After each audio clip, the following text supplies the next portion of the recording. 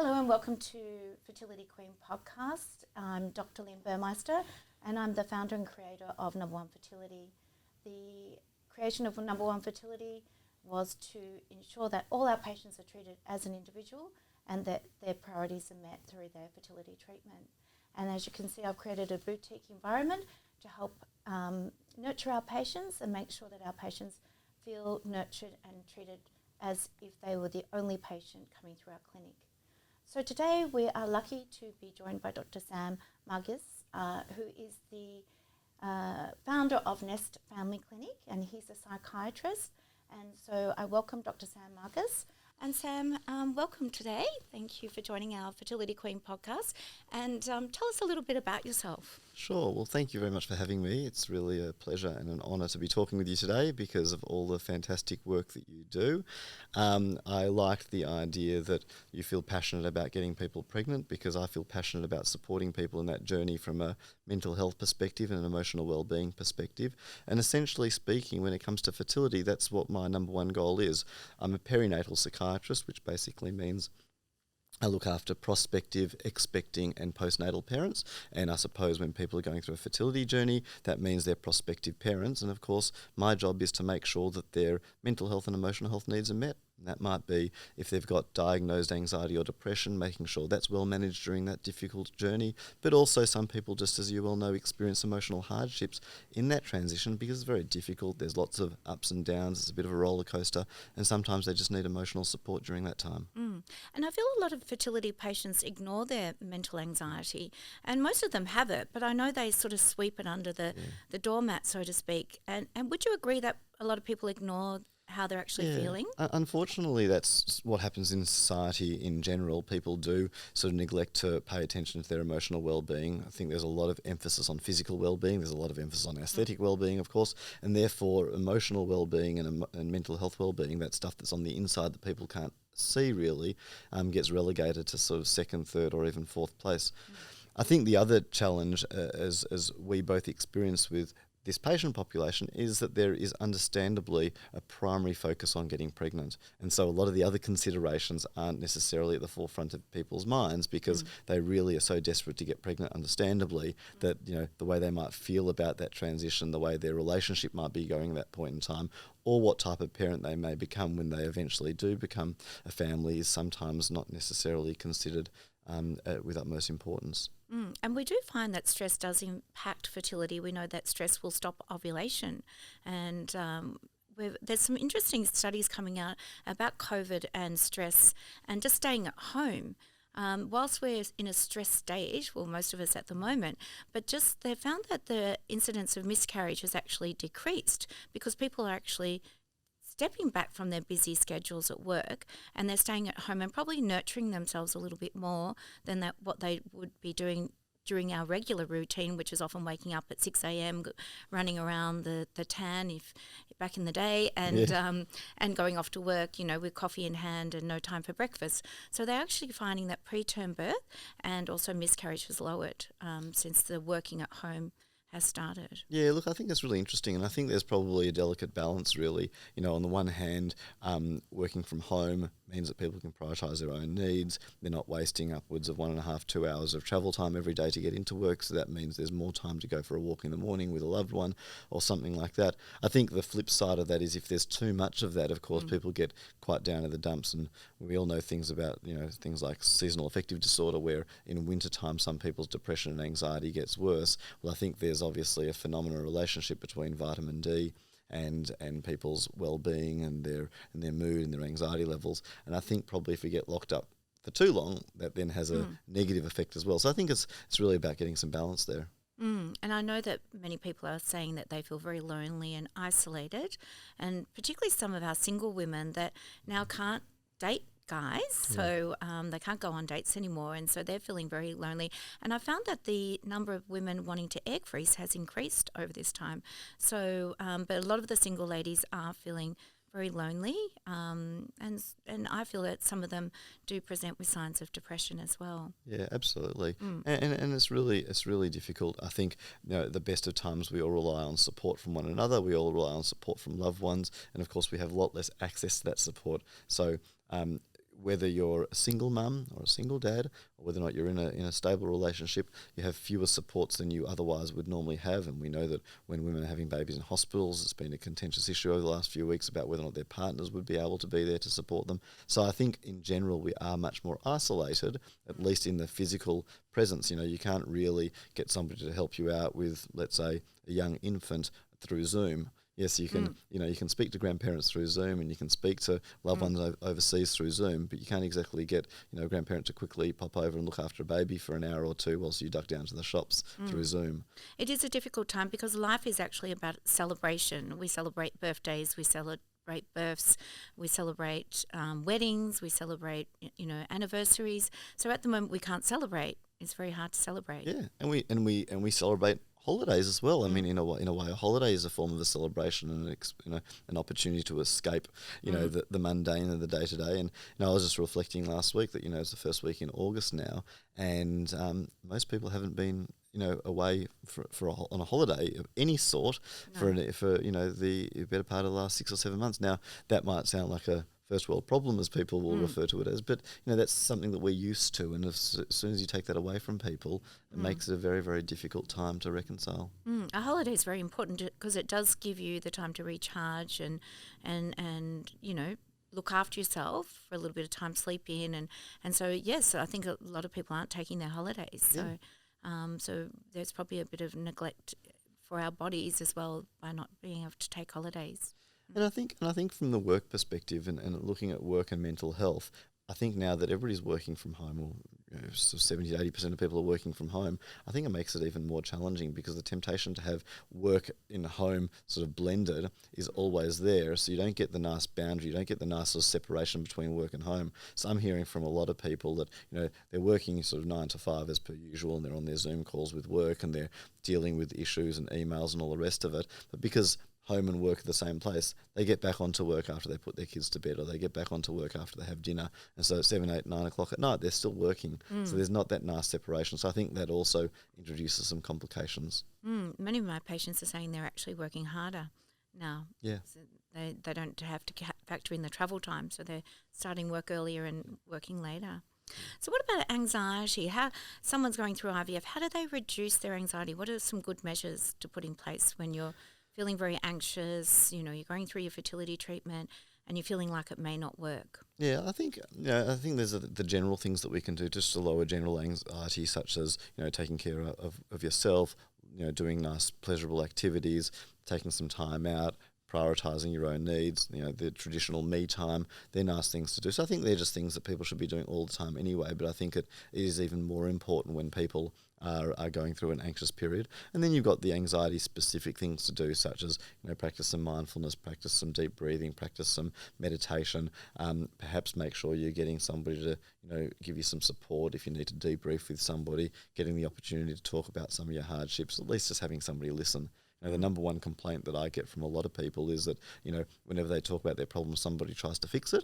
Often people find, a lot of women I look after find that, their male partner tries to fix things for them. They just want somebody to listen. Yeah. So just having somebody to, be able to sort of, debrief to is really important for a lot of people at that time as well.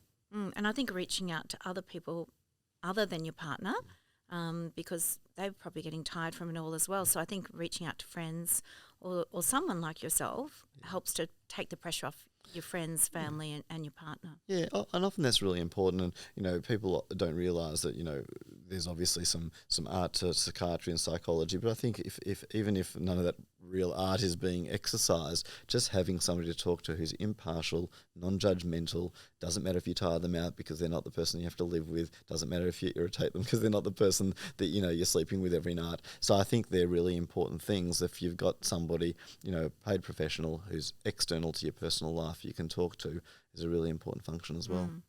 And a lot of our patients are, type A's, so to speak, and working very hard, and they achieve everything in life. And I had a patient recently who is a doctor, and she found it very frustrating because it was something that she couldn't control. So unlike sitting her examinations where she probably got A+, she couldn't control whether her embryo was going to be normal or not, or whether it would implant. And she found that very frustrating. Absolutely. And I always explore with my patients, and like you say, many of my patients, if not the vast majority of them are type A. They're perfectionists, they're quite obsessional, they like control, they like schedules and timetables, they're eager to please other people, put other people's needs ahead of their own, etc., etc. And a lot of people who are like that do like control. They do want to be in control of things. But of course, as we all know, control has a very unique and very inverse relationship with anxiety. So the more control people have over their lives, the less anxiety they have. The more anxiety, the less control, and vice versa. So when we don't have control, and unfortunately fertility is one of those times, we don't have a lot of control over our fertility, we don't have a lot of control over whether or not a particular cycle is going to work in IVF, and so therefore if you don't have control over it, what happens to our anxiety? It goes through the roof. And so that's why so many people in the 2-week wait and things like that are incredibly anxious, because they've got no control. And such people, as you correctly identify, if they're doctors or if they're high-functioning individuals, they're going to spend so much of their lives studying for their exams and making sure they're across everything, doing the right thing in the workplace, making sure they're pleasing other people. So they are going to be able to do really well in their lives, and they're things they can control. So that diminishes their anxiety. So, Dr. Sam, patients that have failed multiple IVF cycles, I find it's very difficult to treat them because they do become very negative in a way, and often, even though I might feel that it will eventually work for them, it's hard to encourage them to stay positive and have that positive mindfulness that we talk about. Yeah, absolutely. And I think that comes down to, and we've spoken before about the concept of positive affirmations. You know, we have to shift people from being in a glass half empty scenario to a glass half full scenario. And that's not so easy. And you're right, it's particularly difficult when their history has been things haven't worked out. And so we need to sort of, you know, try and get down into their psyche, so to speak, and help them see the glass being half full rather than half empty. And one of the ways we do that is by using positive affirmations, and we can, you know, go through a number of different, you know, things that, you know, you find that work with other patients, and continue to remind them of those positive affirmations, but also by tailoring something specifically to their needs and tailoring the specific research to what's going on for them. So if you believe that they're going to ultimately become pregnant, even though they've had a few failed cycles, citing with them what the medical evidence is. When people are negative in their thinking, I always ask them, what's the evidence that your negative outcome is a likely outcome? And usually they can't say. Most people who are negativistic don't actually have good evidence to back up their negative thinking. Now, they might say, oh, well, it hasn't worked 3 or 4 times already. I've had 3 or 4 failed cycles with Dr. Lynn. When I see patients of yours, I'll often say, well, what's Dr. Lynn said to you? What's Dr. Lynn said about the next cycle, and why is she trying a different protocol? And why does she believe that next protocol is going to work? Because I'm not a fertility specialist, of course, so I'm not able to say to them, oh, well, you know, if this hasn't been considered, well, then obviously, you know, so on and so forth. But I'll say to them, well, what's Dr. Lynn said? And I know that, you know, you're the type of fertility specialist, you're not going to give people false hope. I know you're the type of fertility specialist that's not going to make promises that, you know, you can't deliver on. You know, you'll certainly give people the evidence, you know, and the challenges. But that's why I'll often say, okay, so what's the evidence it's not going to work? Yeah. And it's almost like we have to coach our minds, like a bit of exercise for the mind to try and keep focused on, you know, remaining positive about the end result. And sometimes I will tell patients, look, I'm really sorry, this is not going to work with your own gametes. You might need egg or sperm donation. But at least, you know, if they feel like they've tried and we've come to a point where their journey with their own gametes has ended, I think it's important then that they remain positive that there is another step that they can try. 100%. And, it's really interesting about the psychology behind preparing people for this approach. I was talking to somebody the other day, just talking about the current COVID restrictions that we're going through, and I was saying that, you know, for better or worse, I think that, you know, going through the steps of the different restrictions has paved the way for the government to be able to make more firm restrictions, as opposed to right at the very beginning, if the government had said, oh, we're going to stage 4 lockdown, people would have been up in arms. And so going through those steps makes it a little bit more palatable for people. And unfortunately, with having fertility difficulties, it's the same sort of thing. The psychology is that if somebody comes and sees you for the first time, and, you know, I presume if you're going to go through that fertility process with them, you have some belief that there's some things that haven't yet been tried and they're worthwhile trying. But if you did, by way of example, just say to somebody at the very start, I'm really sorry, you can't use your own gametes, you know, they're going to be very, very disappointed. But if you've gone through the process and they've seen that you've tried and you've done different things and they've tried, they've given it their best shot, when you go to the step of saying, I'm sorry, you're not going to be able to use your own gametes, I think they're a little bit more at a point of acceptance. And I think sometimes they get tired as well, so they reach sort of the end of the road themselves, emotionally and physically, and sometimes they're looking forward to me suggesting another step, such as egg or sperm donor.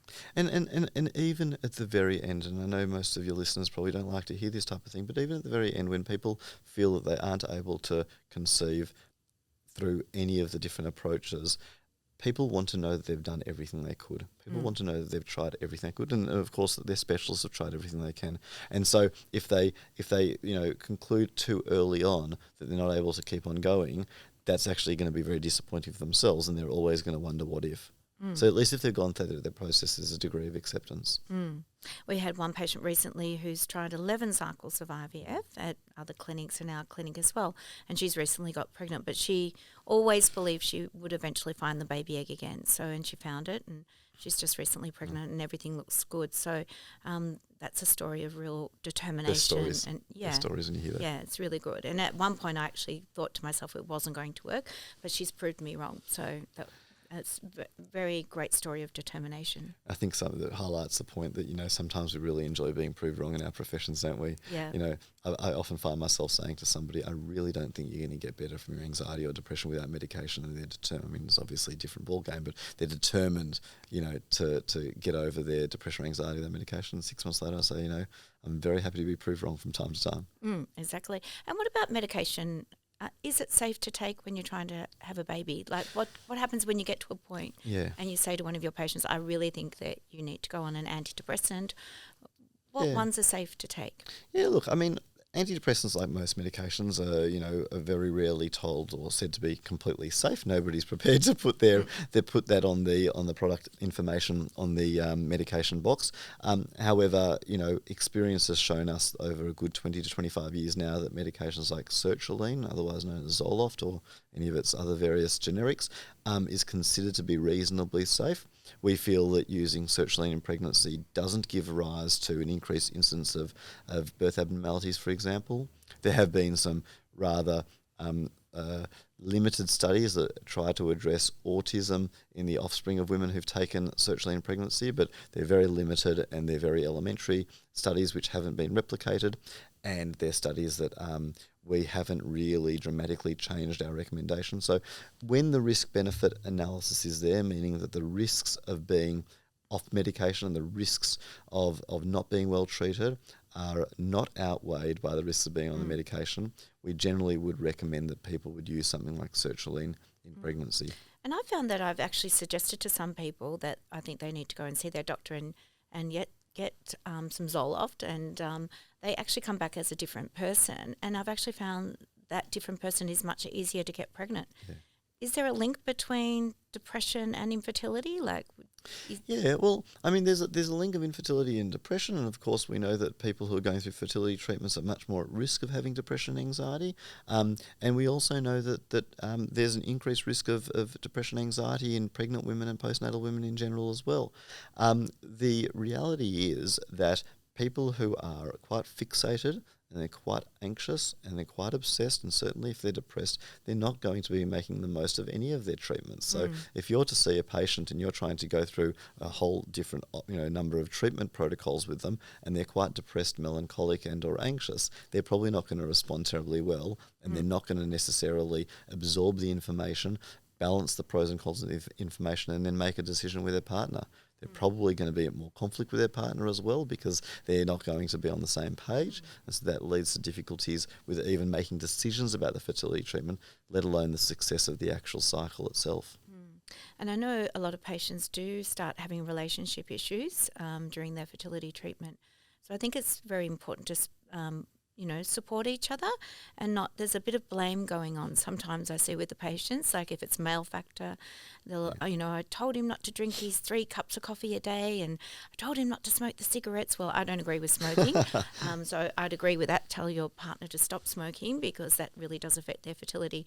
But I often see a bit of a blame game going on between the couples as well. Yeah, absolutely, and I think that's one of the biggest problems with with relationships and fertility is that there is a bit of conjecture and a bit of competition sometimes between partners as to whose fault it is. I think we need to remind couples that they're part of a team and they're the captain and the co-captain, or they're both co-captains of the team. And if you have a football team, for example, and the captain and the co-captain aren't getting along and have got a different game plan, what's going to happen? You're going to lose a game. So same thing here. Exactly. So we do offer supportive counselling in our clinic, but we can only go so far with that. So that's why you've probably seen quite a lot of my patients over time, and they've all found sessions with you to be very helpful. Yeah, well, I really enjoy seeing your patients, and I think that, I've always believed very strongly in the philosophy as working as a team, and I know you do. Number One Fertility is probably a really good example of that. You assemble really good clinicians and paramedical people around you, because when you work as a team together collaboratively, you undoubtedly achieve the best outcome for patients. I do the same thing at Nest, and when I find other like-minded people, professionals and clinicians such as yourself, I think it's really good to work collaboratively, because our patients know very clearly what doctors have got the same approach, and they very clearly know when doctors are on the same page and when doctors are progressive and they're keen to help and they've actually got the patient's best interests at heart. And we know that once the baby's born, a lot of our fertility patients or infertility patients will struggle with postnatal depression. There is a link between postnatal depression and infertility. And why do you think that would be? Because wouldn't you think that you've got pregnant, you've done IVF, you've got pregnant, and then you've had this amazing baby you've struggled for 5-6 years, and now you feel depressed. Yeah. So I find that, what is the link there? Is it a hormonal thing, or is it? Yeah, well, there's no doubt there's a hormonal relationship between all perinatal mental health disorders and the woman's experience of having a baby or being pregnant, and certainly in the fertility journey. I think also, from one parent to the next, we both know that raising children is not easy at the best of times, and we all have hardships raising children, irrespective if we're conceived through the traditional method or whether we're conceived through IVF. We're going to have difficulties with our children. The difference between somebody who hasn't had as much difficulty conceiving a child and a woman and man for that matter who have had difficulty conceiving a child is that when you have those hardships and you do hate it and you do get frustrated and you do want to say, oh my God, I just wish that baby would stop crying. Yeah. You feel a lot more guilty when you've wanted it so desperately and you've gone through those 11 cycles that you spoke of earlier. You're definitely going to feel a lot more guilt. And as we've already established, so many of the women that you and I see are type A personalities, and type A personalities tend to experience guilt and remorse a lot more. And so therefore, when they do have those negative feelings about motherhood or about parenthood, they're going to berate themselves a whole lot more because of that. I wanted this baby so much. What an evil, terrible person I am for feeling this way.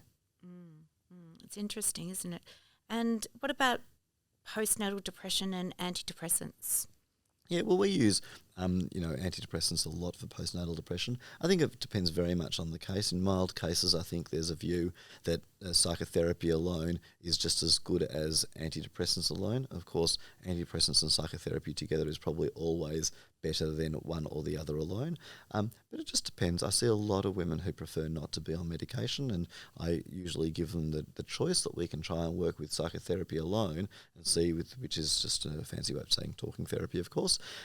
If we do some talking therapy and we see how they go over a few weeks or over a month or two, and if they're still struggling, then we might go to an antidepressant situation and then continue the therapy. But other times, like I said before, I'm delighted when I get proven wrong and somebody recovers with talking therapy alone. Yes, that's great too. And is there a link with lack of sleep and depression? Yeah, look, there certainly is. The sleep centres, the appetite centres in the brain are actually very closely related to the depression and anxiety centres in the brain, and we see a strong correlation between sleep disturbance and depression and anxiety, and vice versa. When people get depressed and anxious, their sleep goes off as well, and they usually have some insomnia as well. So there's a very strong relationship. And there's certainly, for new mums and dads out there who are sleep deprived through being early parents, they're much more at risk of getting postnatal depression. Having said that, I wish to sort of, make it very clear to any listener that being sleep deprived is not the same as being postnatally depressed. I very frequently hear that doctors, maternal child health nurses, family members have not been concerned about things like postnatal depression, because when their family member or when their patient has come along and said, I'm miserable because I'm not getting any sleep, a lot of people put that down to sleep deprivation rather than acknowledging there might be a degree of postnatal depression. And sometimes there's a delay of access to diagnosis and treatment for some months because people said, oh, you're just sleep deprived. When actually, depression is depression. 100% of new parents are sleep deprived, but only 17% get postnatal depression. So there's 83% out there who are actually functioning okay, and they're not miserable, notwithstanding their sleep deprivation. Yeah. So, Dr. Sam, tell us about vitamin D and how it is important, and why is it linked to depression? Well, I think the interesting thing with vitamin D is that it is obviously something that we get from the sunlight, and we know that there are mental health disorders such as seasonal affective disorder, appropriately abbreviated as SAD, which is linked with the seasons, and so we do believe there's probably a relationship there with vitamin D. Obviously, we need to do a lot of research on the specific relationship, but certainly I would be concerned that if patients had suboptimal vitamin D levels, and probably suboptimal vitamin anything levels, that they're more at risk of depression and anxiety. And do you check that in your patients? Yeah, look, often when I see patients for the first time, I find out what blood tests they have had done. I'm most concerned about things like their thyroid function because, many of the listeners may or may not be aware that thyroid function disturbances and abnormalities can give rise to mental health difficulties such as depression and anxiety. But also I'm interested to know what people's iron levels are, vitamin B12, vitamin D, because of course there is a relationship between those things and mood and anxiety. And then I usually, if I'm going down that path, I'll usually do some more blood tests to look at their liver function, kidney function, because of course that might determine the way they're going to metabolize certain medications.